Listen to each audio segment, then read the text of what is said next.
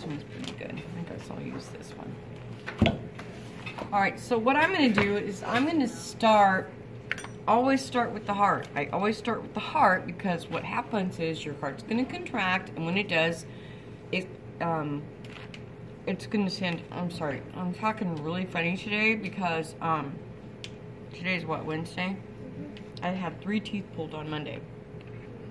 And I still have stitches, and I still have swelling, and I'm lisping like Drew Barrymore. Okay.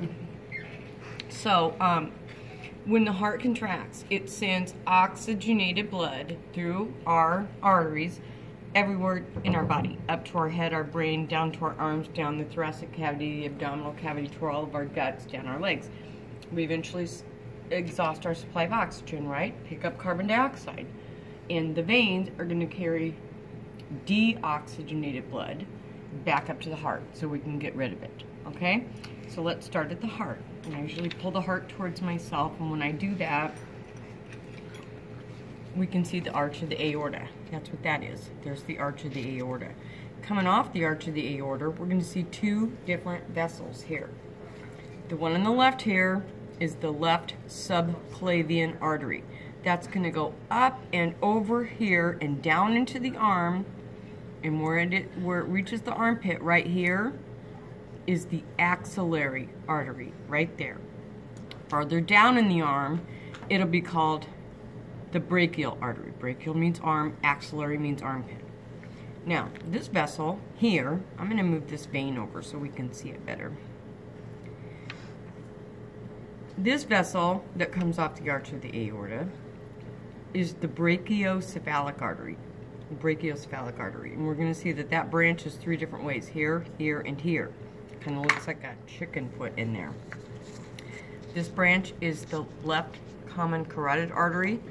This branch is the right common carotid artery. Those are going to run on either side of your trachea. This branch here is the right subclavian artery. So the right subclavian artery is going to do just like exactly what the left one did, except it comes off the brachiocephalic artery. Right subclavian artery comes up and over, and in the armpit area it's now called the axillary artery. Further down it's called the brachial artery. Okay? Alright, now we're going to continue down into the chest. So I'm going to pull all this stuff towards me. Again, there's the arch of the aorta. Now instead of going up into the head and the arms, we're going to go down the center of the body. Arch of the aorta goes down the thoracic cavity as the thoracic aorta. That's what this is, the thoracic aorta. It's going to go through the diaphragm, which is right here, and after it passes through the diaphragm, see that's one big long vessel. It's now called the abdominal aorta. There's a couple branches that come off. This branch is called the celiac trunk or celiac artery. And that's going to go, you kind of got to spread all this apart, but it goes to the spleen and the pancreas as the splenic artery, and then it's going to go to the stomach as the left gastric. I am never specific with my students about these. Did he show you these?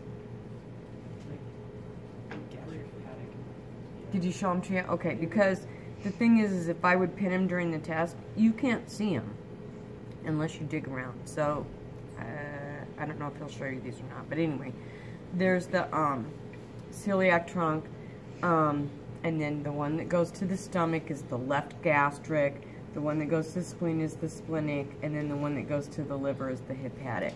Now, there's one more branch here, and this is going to the upper intestines here. This is the superior mesenteric that's going to these upper intestines. See this one going off to the kidney? That's the renal artery. Now, again, this is abdominal aorta. Up here it was thoracic aorta.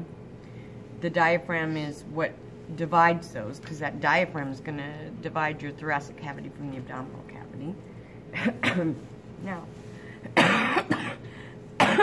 excuse me, as we continue on, there's the abdominal aorta. We see another little branch here that's going to the lower part of the intestine. This is the inferior mesenteric artery. So superior mesenteric artery went to the upper intestines. The inferior mesenteric goes to the lower intestines. These are, some of your cats won't have these. They tear off real easy. Alright, so now we're going to go down into where these vessels fork off and go down to the left leg and the right leg. Right here, we see right after the fork, this is the left external iliac artery. This is the left internal iliac artery.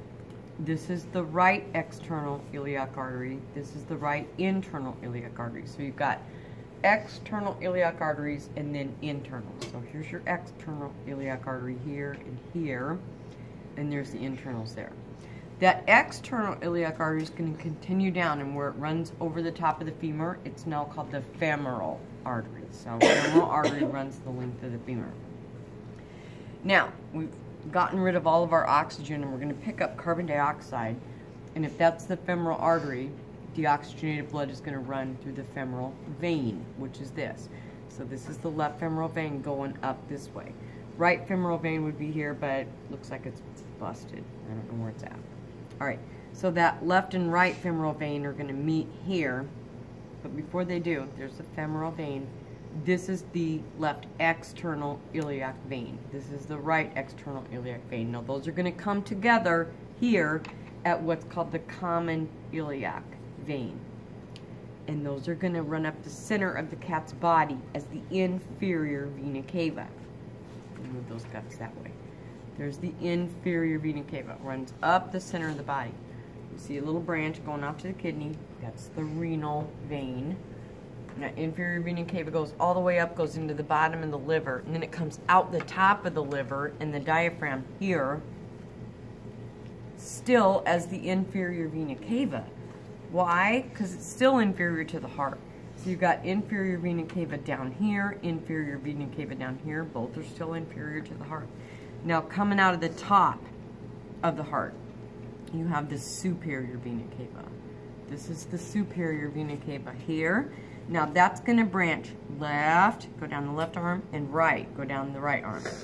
But it's busted, so we're going to fake it on this side. So there's superior vena cava. That's going to branch off, and it's going to go left brachiocephalic vein, right brachiocephalic vein, left subclavian vein, right subclavian vein, left axillary vein, right axial vein would be here, left brachial vein way down an arm, right brachial vein. So once again, superior vena cava, left brachiocephalic vein, left subclavian vein, left axillary vein, left brachial vein. Same thing on the right. Superior vena cava, right subclavian vein, right brachiocephalic vein, right subclavian vein, right axillary vein. Down here would be right brachial vein. Okay? This cat's all chewed up, but those are the internal jugular vein here, external jugular vein there. So there should be two of them. This side doesn't have it. External jugular vein, internal jugular vein. Okay? All right. It's all on in your book, on your list. Go back to your cats. Find this stuff. Call me over if you've got